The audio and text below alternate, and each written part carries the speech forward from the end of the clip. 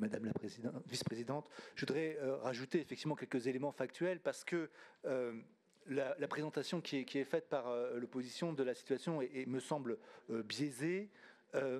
L'opposition affirme qu'il y a une baisse significative, j'ai entendu drastique, de l'air liée à la baisse de la vitesse. En fait, ce n'est pas le cas.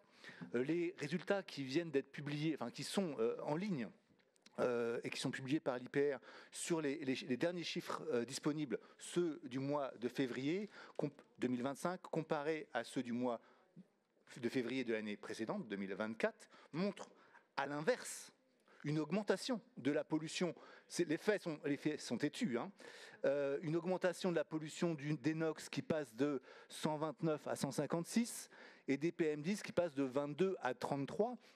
Là, encore une fois, ce sont les faits, ce sont les mesures. Malheureusement, ce sont les faits. Je vous invite à les vérifier. Et par ailleurs,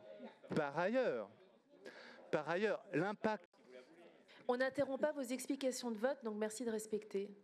L'impact de la baisse de la vitesse sur la pollution de l'air est, de manière assez classique aujourd'hui, reconnu comme, justement, n'allant pas forcément dans le bon sens. En fait, toutes conditions restant égales par ailleurs, en dessous de 70 km/h, la baisse de la vitesse a plutôt tendance à augmenter la pollution.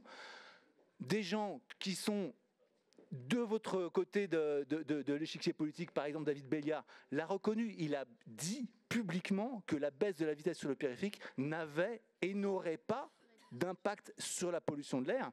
Encore une fois, ce sont des choses qui sont relativement... Non, vous avez parlé de la pollution de l'air et du bruit. Donc j'ai bien lu votre texte. Excusez-moi, on n'est pas dans un débat, on peut avancer. La pollution de l'air, merci. La situation n'est pas celle que vous décrivez.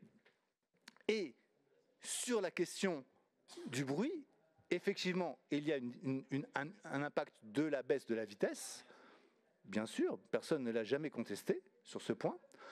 En revanche, ce qu'il faut bien mesurer, c'est que, les routes, elles ont aussi cette vertu assez simple de permettre de se déplacer. Et que cette utilité sociale, elle doit être mise en rapport avec les bénéfices sanitaires qui sont considérables, on est bien sûr. Et pour cette raison, la diminution de la vitesse n'est pas toujours la meilleure solution. Ce que vous tendez à soutenir dans votre amendement. Ce n'est pas toujours la bonne solution, comme ce n'est pas toujours les enrobés phoniques qui le sont. Mais il faut ouvrir la possibilité d'une analyse scientifique et sur la question du bruit. L'avantage des enrobés phoniques, et vous semblez le négliger, est à la fois sur le bruit et sur la pollution de l'air. Pourquoi ? Parce que les études scientifiques montrent qu'en améliorant la qualité du revêtement, on va en quelque sorte diminuer la rugosité de la route et donc les frottements. Et cela amène à une diminution de la consommation de carburant. Cette diminution de la consommation de carburant amène en conséquence une diminution des émissions de polluants et des émissions de gaz à effet de serre.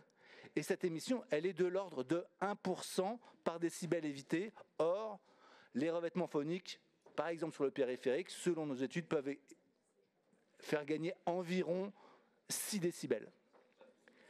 3 fois plus que la baisse de la vitesse. Et donc 6% de baisse de consommation de carburant, de baisse des émissions de gaz à effet de serre et de baisse des pollutions.